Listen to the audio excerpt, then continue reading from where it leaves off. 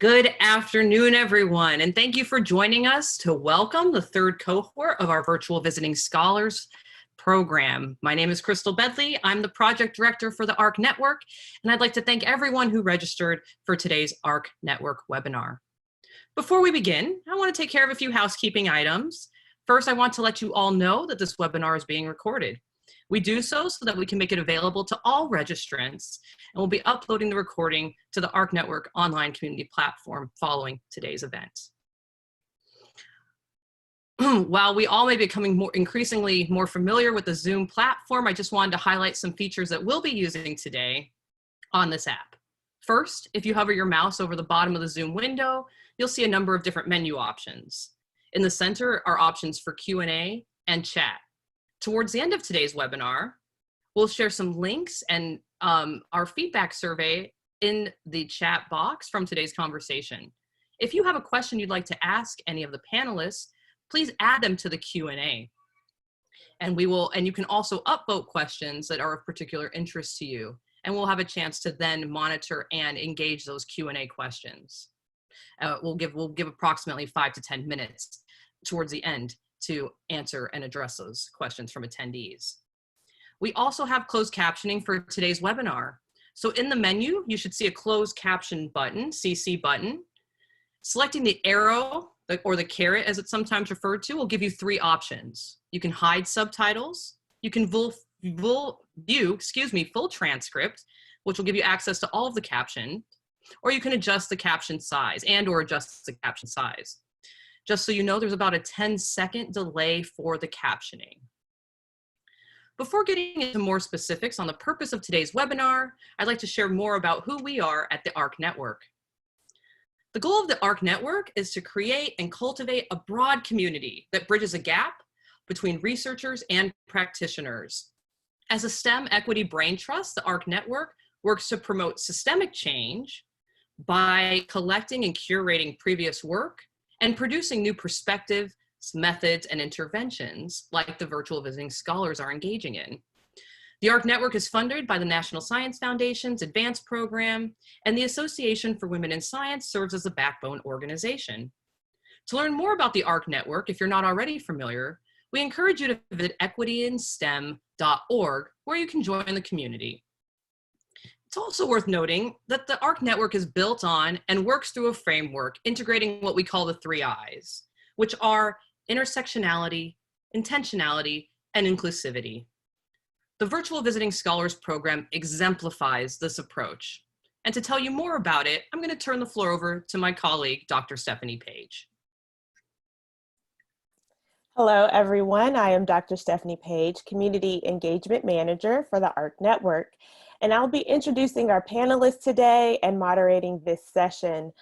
First, as some background, I would just want to share a little bit about the Virtual Visiting Scholars program. Each year, the ARC Network selects 2 to 4 virtual visiting scholars to conduct research on existing or emerging themes from scholarly literature or gender equity in STEM workplaces. Virtual visiting scholars employ qualitative and/or quantitative meta-analytic and meta-synthesis techniques to identify best practices, structural barriers, or larger themes from existing literature. Prior to this cohort, who began their projects about 1 month ago, the ARC Network has funded 5 scholars who explored topics including mentoring of women of color, to gender bias and citation analysis, and practices to academic entrepreneurship. To learn more about these projects and to read final reports, please visit our website. Again, that is equityinstem.org. So now I am very excited to introduce our newest cohort, our speakers for today. First is Dr. Kimberly Scott. She is a professor in Women and Gender Studies in the School of Social Transformation at Arizona State University and the founding executive director of ASU's Center for Gender Equity in Science and Technology. In her work as a virtual visiting scholar, Dr. Scott applies intersectionality as an analytical strategy to determine how funding agencies reinforce or challenge majoritarian narratives of girls and women of color in STEM. Thank you for joining us, Dr. Scott. Dr. Ramon Barthelemy is currently an assistant professor of physics and astronomy at the University of Utah at Salt Lake City. As a virtual visiting scholar, Dr. Barthelemy synthesizes research on the experiences and perspectives of gender and sexual minority persons in STEM higher education. Thank you again for joining us, Dr. Barthelemy. Dr. Joya Misra is currently professor of sociology and public policy at the University of Massachusetts Amherst. As a virtual visiting scholar, Dr. Misra addresses the impacts of intersectional identity on and inclusion in decision-making and leadership, with additional emphasis on retention and career advancement of faculty. Thank you for joining us, Dr. Misra. And Dr. Ramon Goings is an assistant professor in the language, literacy, excuse me, and culture interdisciplinary doctoral program at the University of Maryland, Baltimore County. As a virtual visiting scholar, Dr. Goings conducts a meta-analysis of research on contingent STEM faculty to assess the inclusion of faculty at the intersection of race, ethnicity, and gender. Thank you so much to you, Dr. Goings, for joining us today. I am so excited, and I will jump right in on introducing our topics. So first and foremost, our first question to our scholars for today is to describe your virtual visiting scholar project and share how your background shapes it. We'll start with you, Dr. Misra. Okay, thank you so much to everybody at ARC Network, as well as to everyone who's in attendance today. So my project, I'll tell you a little bit about how I got here and then what it's about. So I started working on these issues in the 1990s, hard to believe. I went out on the job market in 1993 and there was a little bit of recession. I did get a job. And my experience that year on the job market was that everybody said, of course, you got a job. You know, sort of referencing the fact that as a woman and perhaps as a woman of color, I was somebody who was advantaged on the job market. And I started doing research that showed that, in fact, women and women of color are really disadvantaged on the job market, and really tried to like sort of think through empirically the kinds of assumptions that people made.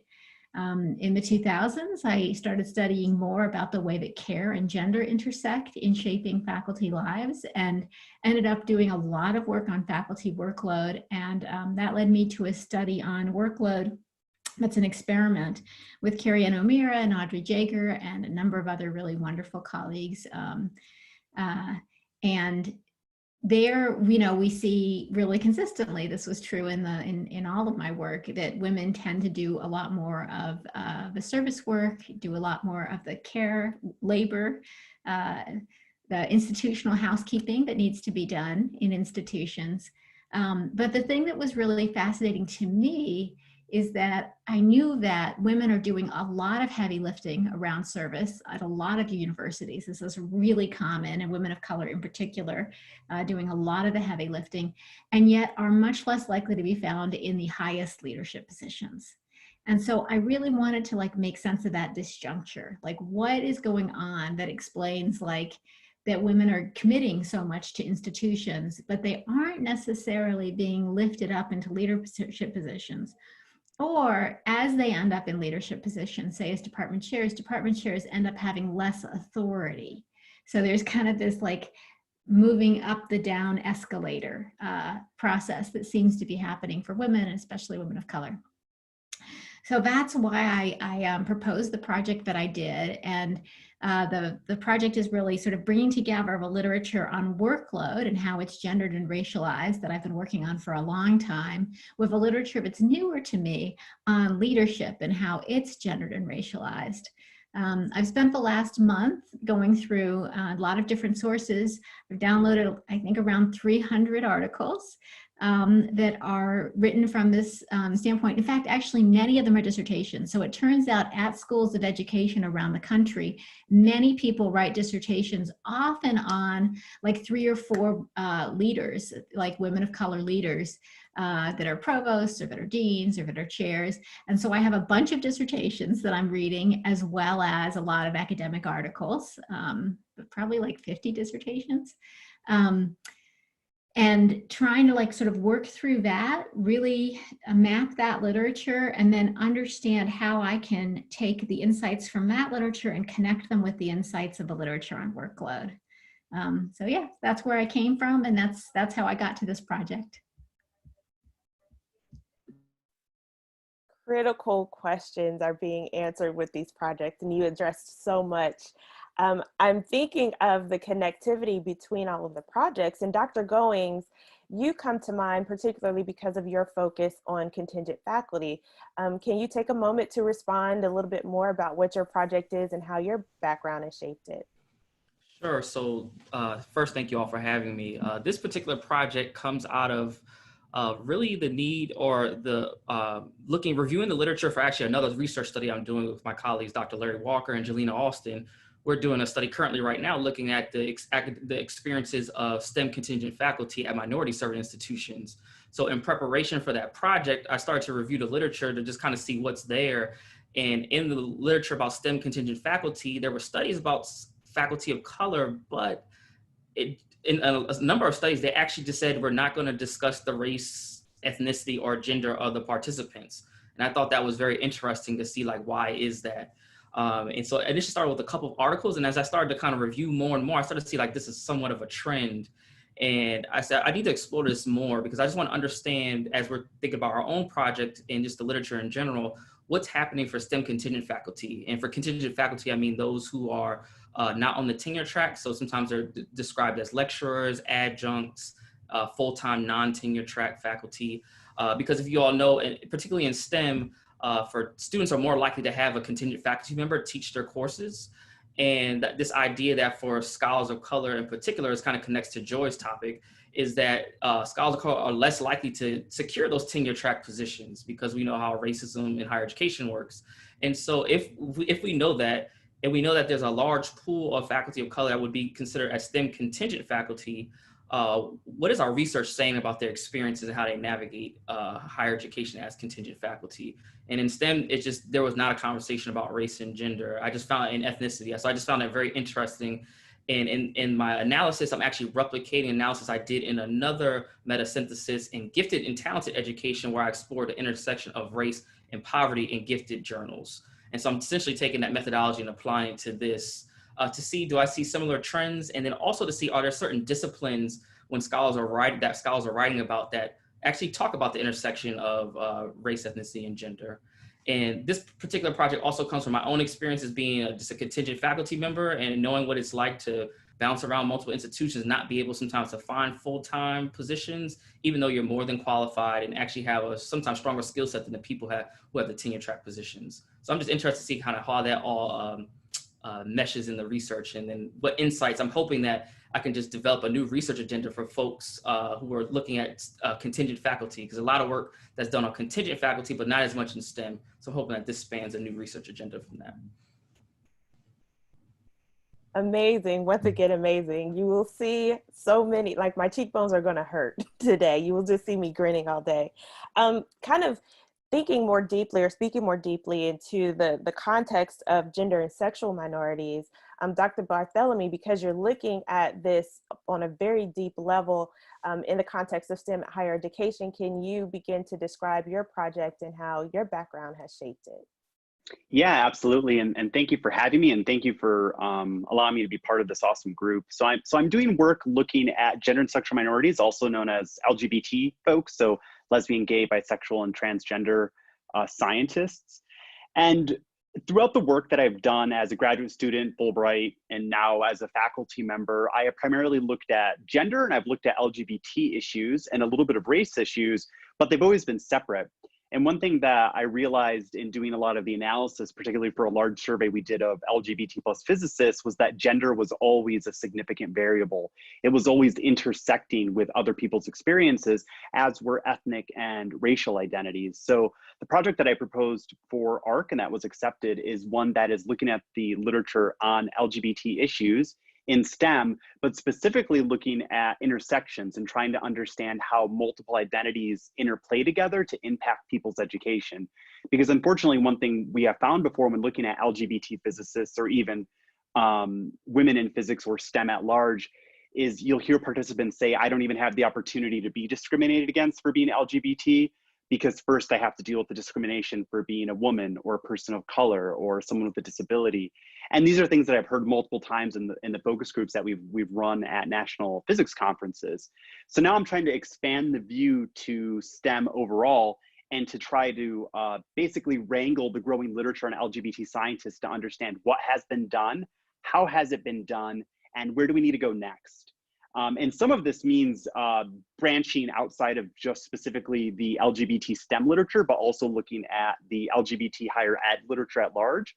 There's some wonderful work that has come out of minority serving institutions on African-American LGBT persons in higher education, for example. And that kind of work I want to influence the literature review, because just because we don't specifically have it in the sciences now, we can learn a lot from what our peers have done in non-STEM education research.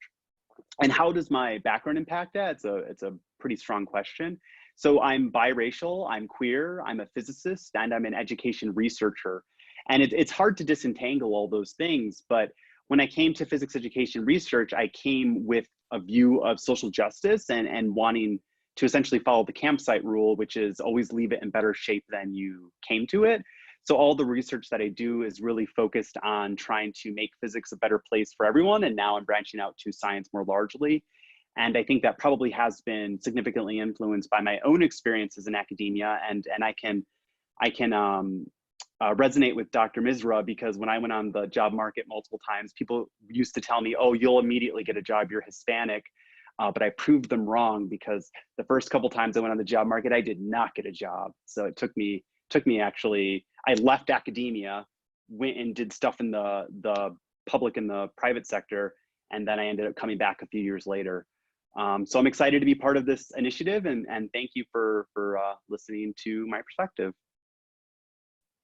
Wow, thank you so much. And Dr. Scott, you are applying an intersectional an analytical strategy to your study, which really looks at the impact of funding agencies and how they can reinforce narratives when it comes to girls and women of color in STEM. Can you expand on that and share how your background shapes your project? Sure, and like all of my esteemed colleagues, I'm really grateful for this opportunity and also being here today. So like Dr. Misra, I want to go back to the 90s, and it was then that I was a classroom teacher and in what was then called a special needs district, which is just a code for a district that was disproportionately African-American low income. And I noticed, being in that district, how poorly not only the children and their parents were treated, but how low those expectations were. There was this assumption that we now call deficit thinking, that these young people just really were not deserving of opportunities that were going to push them to become the leaders I knew, and many of us knew, could begin. And so I left the classroom and I returned to school, and I earned my doctorate of education, and I went on to become a professor of leaders, because I ardently believed in impact. And I said, you know, I can stay in the classroom with what I called my lumpkins, and I can impact maybe 30 to 35 or 40 in a year. But if I can work with ed leaders, particularly in urban ed, that impact can be exponential. So I started teaching ed leaders. And there was a rhetoric that continued to trouble me. And that was, how are we going to systematically engage what we call now underrepresented minorities? And I can talk about why I don't particularly like that term, ERM. It sounds like a disease, according to what Kamau Bob has written, and I agree. But how can we better engage these communities, and particularly the fastest growing, which are girls of color, African American, Native American, and Latinx? So skipping ahead, when I was wooed by Arizona State University to move from Brooklyn to what I call the surface of the sun, Arizona, I got the opportunity to work with some phenomenal minds in computer science and social justice and justice studies and indigenous knowledge systems to think very carefully about our context, meaning the import of the digital age and how it was really a social justice issue, again, for what I call under-anticipated communities, again, girls of color. And so I started a program called CompuGirls. And just very briefly, it's an out-of-school program. And at the time, the first cohort was 2006. And we were one of the first out-of-school programs specifically looking at not only how to provide opportunities for girls of color who are underrepresented by engaging their tech skills, but also their power skills, right? So really fortunate to get funding, to pilot the program, and also to be responsive to the AAAS report from 1975 to look very carefully at the impact of the program on the participants. And that put me into an interesting jet stream. So I started noticing other programs and other individuals like myself, like Joya and Ramon and Ramon, that were invested in these ideas of equity and particularly intersectionality. And I started paying attention particularly to funding, not only because I needed funding to do my work, but also in terms of just how funding decisions were being made. And we see, particularly for funding categories called broadening participation, there have been gobs of money that have been put forward. You know, specifically 2018, 3 federal agencies put forward $2.8 billion to $3.4 billion earmarked for broadening participation. But I return to the idea, like, what's the impact of this funding?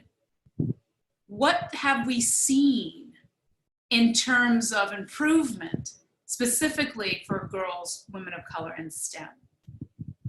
And I don't want to belabor with statistics, but in some cases, we've seen a decrease of girls, women of color going into and persisting in certain STEM areas, and particularly technology. So with the support of being a virtual visiting scholar, and in collaboration with a very dear friend of mine, Dr. Michael Simeone, we're engaging in a computational topic modeling methodology to apply intersectionality, not as a framework that's simply looking at multiple identities, but thinking very, very carefully about power, how power is really about relationships, and the outcomes in terms of the manifestation in critical praxis, specifically for funding decisions. And so my hope is for this particular initiative that I'm so excited to engage in, and also to have the support to do so,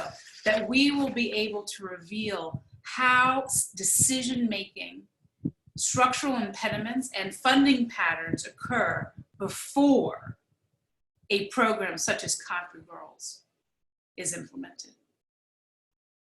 Thank you. Wow. So I'm just amazed at this moment, because all of your research topics hit on things that are just impactful for me on a personal level, given my career. I'm STEM all the way through, from engineering degrees to biology degrees to biochemistry and biophysics. So these really touch me on a very, very, very deep level, and I understand how much impact you all have had and how much you will continue to have. And I'm so thankful that we get to have you all as our 2020-2021 cohort. The next question really focuses more on what excites you most about your projects, and what are you really hoping your project will illuminate about STEM equity research and practice. Since you ended us on the last question, Dr. Scott, I will start with you. Sure. So I am incredibly excited by a couple of features. One is we are going to create an unprecedented database looking specifically at what we call gray literature. In this case, the metasynthesis is on solicitations or RFPs from both federal agencies to community foundations to private foundations, and searching for how certain words appear, such as girls of color, African American girls, technology, and other lexicons. What excites me about this is that it can hopefully lead to encouraging funders to take a really careful look at how they are articulating their vision for broadening participation.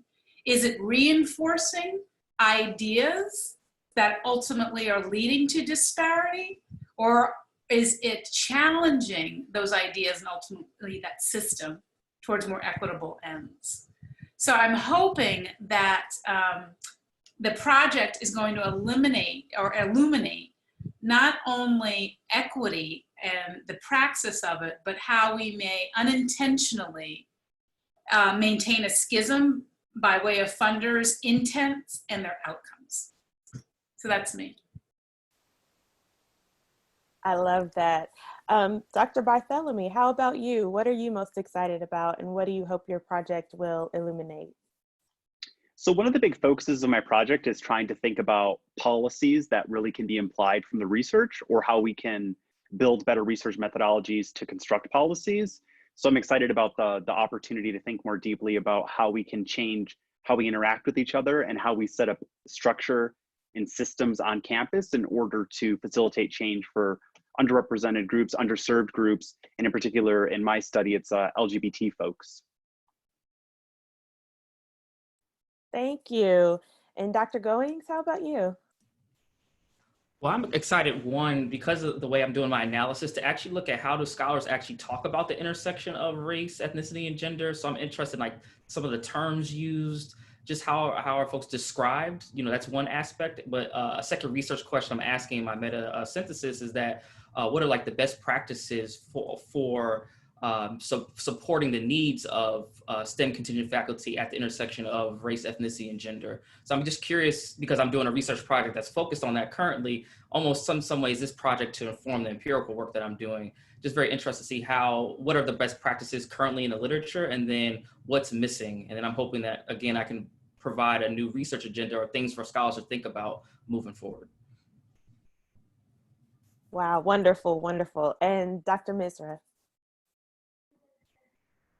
Well, I'm excited about a lot of different things in this project. It's a little, it's like sort of, I have lots of different hopes for the directions it's going to lead me in. I think that one of the things that's been really fun for me is getting a sense of how leadership literature that comes out of higher ed and management connects to the literature on workload, which mostly comes out of labor and sociology and higher ed. So like, how do we make those things fit together? I've been like sort of really interested in thinking through how there are many different barriers to women and women of color in particular in STEM careers, and how those barriers both lead us into like increased service and leadership expectations, but kind of provide this kind of sticky floor, or what people call like a glass ceiling or an adobe ceiling or a concrete ceiling or a lavender ceiling. How there's like this ceiling effect that still keeps us, despite this work that we're doing, out of those sort of central leadership positions. So I don't know, I'm excited to see where the literature takes me. I am somebody who loves doing empirical research. So I am in the middle, I'm on an advanced IT team at UMass Amherst. I am in the middle of a big empirical study, and I just keep making myself like saying, okay, can't collect more data. I'm gonna focus on what this literature is telling me first, and then I'll move, I expect, into empirical data in the future. Thank you so much. And keeping in a lot of the conversations that the ARC Network has been having, we have our webinar series on ensuring equity and institutional responses to COVID-19. I wanted to check in with you all today on, how has the age of COVID influenced your research questions and practices? Can we start with you, Dr. Goings? Sure, I would say like COVID really spurred this research topic for me, just generally. As you think, institutions, we're seeing cuts in terms of faculty, staff, layoffs, furloughs. When we have that happen, in many ways, you're going to see an increase in contingent faculty use, because sometimes they see it as a lower cost of entry in terms of still ensuring classes are taught, but at a lower cost. And so I think this particular project is really connected to that, because I think we're going to see this increase in contingent faculty. And I'm just curious as if research informs policy and practice, and as scholars, we're talking about STEM contingent faculty at the intersection of race, ethnicity, and gender, and maybe some deficit ways, then it's no wonder what we see kind of in practice. So I'm really interested in how, as scholars, we talk about this group first, and then hopefully to put forth some new policies and practices for the field. And so definitely it's all spawned from COVID. Thank you. And Dr. Barthelemy, what are your thoughts? I think the big thing now is we have to be really considerate of what students are going through. And a lot of the research that I do focuses on students. So currently I'm trying not to do any research on students unless I can compensate them for their time. And I'm trying to be very careful about that. So I feel like that has had a huge impact. The secondary impact is in the lives of LGBT physicists and scientists generally. A lot of students have been forced to go to their biological homes, and those oftentimes are environments where they can't be out, they're being misgendered. So when we think about the environment in which students are learning, for some LGBT science students, it's highly problematic right now.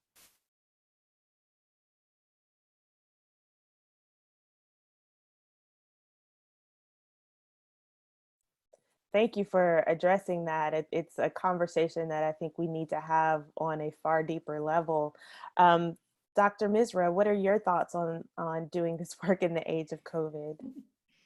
Well, certainly everything has changed. And because I'm a member of a wonderful team of researchers at UMass Amherst focused on equity and inclusion among in faculty careers, we really had to shift everything to be very much thinking about how to push the university to make sure that we don't see the impact of the pandemic leading to a less diverse faculty. And there's lots of reasons why we might see that. So we've been very, very focused and gotten a lot of really wonderful practices and policies in place, and now are doing a lot of work to publicize, to try to get other universities to put these things in place. So that has taken up tons of my time. I do think that for this project, one of the things that I'm really trying to be alert to and think about is that as leaders, women can sort of be put into glass cliffs, so they can be asked to lead in moments that are really difficult with the notion, but then they can be sort of dumped and a man can be brought back in as, like the successful follow-up. So at moments like this, of crisis, women are more likely to end up in leadership positions. And I really want to be thinking a lot about that as I'm carrying out my ARC Network project.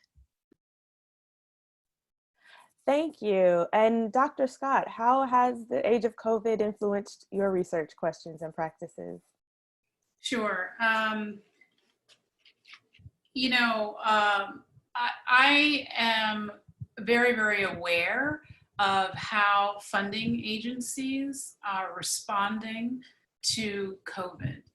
And I've been trying to take note and maintain a heightened sensitivity to what the RFPs are articulating and what they're not. Thinking about the challenges of really applying intersectional frameworks in an authentic way. So as I'm looking at responses from a myriad of funding agencies that want to do good as it relates to COVID, what I'm paying attention to is what does that look like? Is it taking into account ideas of the fact that very few women of color especially from certain socioeconomic status, have access to the type of childcare that would allow them to survive this pandemic in a sustainable way. Are questions being asked or funding decisions being made keeping in mind the contextual nature of COVID and healthcare and so many other aspects that an intersectional framework would help to highlight. And so I think COVID just in general just made me more aware and strengthened my intent for this project to think about the situatedness of the questions that I'm hoping to answer. Thank you so much for that. And I want to encourage our audience to drop any questions you might have in the Q&A box. We have someone monitoring so that we can ask our scholars those questions. And so I wanted to just really quickly ask, I guess, in a way, a less serious question, but still somewhat serious. You know, in the age of COVID, the types of questions that you all are asking, the work that you're doing, the investment that you're making in education and STEM on the level of students, on the level of potential students and faculty and administrators, what do you really go to keep yourself motivated and to help you thrive through this time? Can we start with Dr. Barthelemy? That's a tough question right now. How do I stay motivated? You know, this probably isn't a great answer, but I think my motivation comes from hope for the future, right? So and I'll tell you, I've actually completely disconnected from all news. So I basically use my research as the one area that I know that I can help people. And then I also do the mentorship that I do as a faculty member and the teaching that I do as a faculty member. And it's those small day-to-day interactions of helping a student learn how to draw a first body diagram or helping a student apply for a scholarship that gives me hope and meaning. And that's really what I've been clinging on to in these times. Thank you so much. And actually, that was a beautiful answer. How about you, Dr. Misra? It's so hard. I was just thinking about this because I'm really lucky to be at a university that, even though I'm in Western Massachusetts, so it's very white, and the university is certainly predominantly white. I'm at a place where there are wonderful people working on supporting faculty of color, and I have lots of opportunities. So there's like writing groups that meet twice a day. And there are a variety of different kinds of events that are planned online. And I do feel like that really helps me. I think that those groups really help me feel more centered and like I'm not all by myself.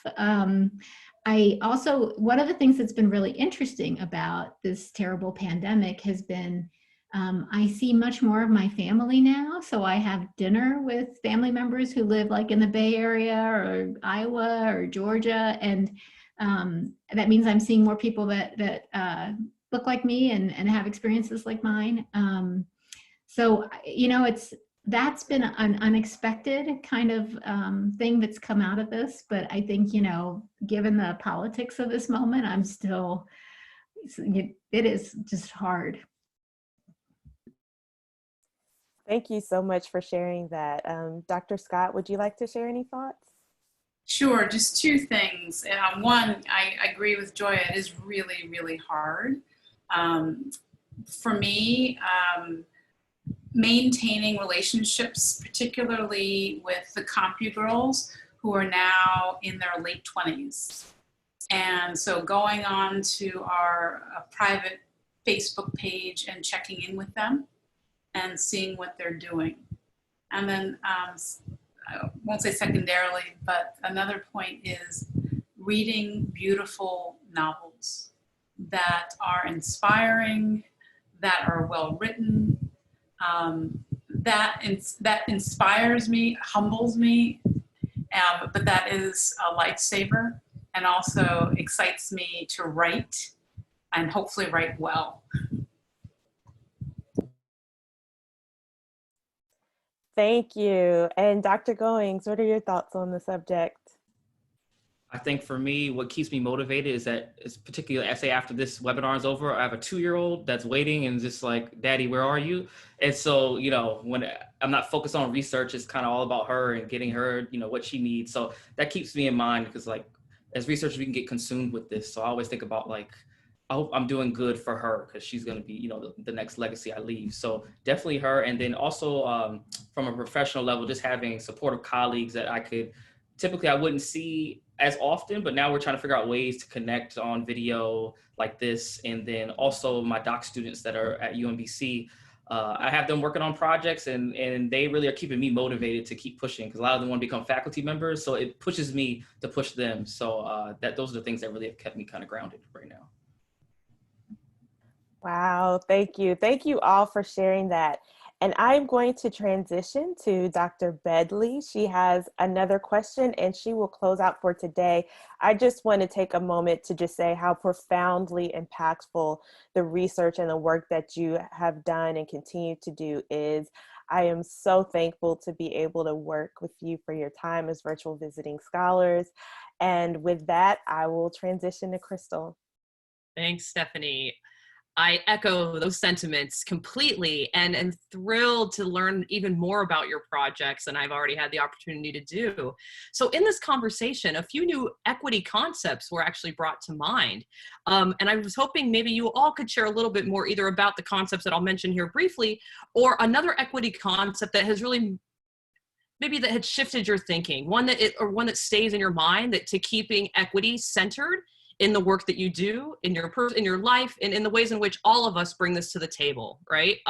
So, you know, Ramon, you had this wonderful metaphor about the campsite, right? We're motivated to do this work because we want to leave it better than it was before. That was beautiful. I hadn't heard that one before and really appreciated that. And then Kim, you had mentioned this idea about so you were critiquing, right, underrepresented minorities, and replacing that language, right, with underanticipated. That, I got to be honest, that's the first time I've heard that one. So I would love to hear a bit more.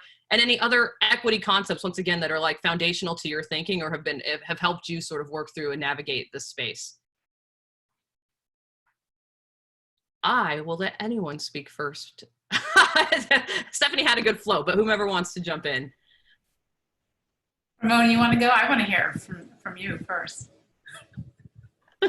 Thank you. Yeah, I don't know what more to add to that, but I just believe that if any legacy that we can leave behind is making a space a little bit better for the next people that come along, I think that's well worth it. And I think for a lot of people that do equity and inclusion work, for better or for worse, and I think this goes for people that are therapists and social workers too, oftentimes we take the pain we've experienced and then we turn it into meaning by trying to reduce that pain that other people might experience. And I think that's probably the core of where that metaphor I used comes from. I really like that. In answer to your question, I quickly alluded to a blog that my colleague Kamal Bob wrote about underrepresented minorities. And if you take the acronym URM, it sounds like a disease and it's very disempowering. And he and I had talked about that, and there's some literature about that. And so for me, I agree that when we can disempower very swiftly and very deeply with language. And I'm really conscious of using asset building approaches to research and ensuring that, to your point, Dr. Bartholomew, that we are leaving the places not better than where we left them. I think of Jackie Jordan Irvine saying how often researchers are treating research sites, particularly of people of color, as plantation sites. And we need to not do that. But I think in our language, we do that, particularly as it relates to STEM and disparity, by saying, underrepresented. Now, again, I get it. It's a quantitative, statistical term. Obviously, we are underrepresented. I'm not going to argue that point. But what I'm saying is I'd rather focus on how the system has positioned us in a marginalized, state as opposed, and that we are under anticipated by the system, which shifts the type of work that I'm doing to really focus on the system as opposed to the victims of the system. Hopefully that makes sense. It absolutely does. And I think language that reflects the structural inequities, right, is important so that we are shifting our perspective from some sort of deficiency with the individuals to really what the issue is, which is a structural barrier that they're facing. So I get it. That was beautiful. Dr. Goings or Dr. Misra, would you like to add anything? A different concept? No. I'll just say, not necessarily a different concept, but when I think about equity, for me, it's not just about research because I live this. It's like lived experience. So it's just thinking about always in my mind is like, how do I improve this? Because I'm in many ways trying to better the society for myself as well as those who I care about. So that's always in the back of my mind when I'm doing this work. Mm-hmm. Yeah, all of this just rings really true for me, but I think we're committed to making the world better. And I know that that STEM research is better with lots of different perspectives in there. And I just think it's a shame that what I find, the thing that I feel like I have to fight against a lot of the time is that people do keep wanting to use that deficit model. And I just keep wanting to just sort of say, no, the model is how much better we all are together. Absolutely. Thank you. So unless there are any other questions from our attendees today, we'll proceed to our conclusion. Of course, it goes without saying, but it will be said that we are incredibly grateful that you joined us all today. I'm thoroughly excited about this particular cohort and all the work that comes before you and all the work that will come later. I look forward to connecting again in the around this time, maybe a little earlier, in a year from now, and seeing where these projects have evolved to and what you've learned and sharing that across the art community. So we thank you so much for the critical work that you all are doing today and taking the time to have this conversation with us. And thank you everyone in the audience who joined us today. If you don't mind, we ask folks who attended to please complete our feedback survey. The link will be placed in the chat box and we'll also follow up in email. We really do look at these responses very carefully so that we can improve upon the kinds of resources that we're making available to folks. So thank you for taking just a few minutes to do that work. And we also want to talk with you about a few resources that we would like for you to review. What we've done here is highlight, and I'll talk a bit about each resource here, which is a publication from each of our scholars that aligns nicely with the work that they are currently engaging in their Virtual Visiting Scholars project. We start first with Dr. Scott and Steve Elliott's STEM Diversity and Inclusion Efforts for Women of Color, a critique of the new labor system, which draws parallels between today's computing labor system and sharecropping, and it was alluded to very briefly today.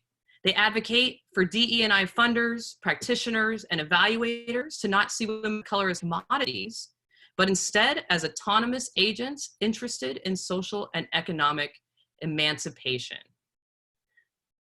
Definitely feel free to check out this resource. It looks like it's centering equity in the ways that we've been talking about, and exciting to see.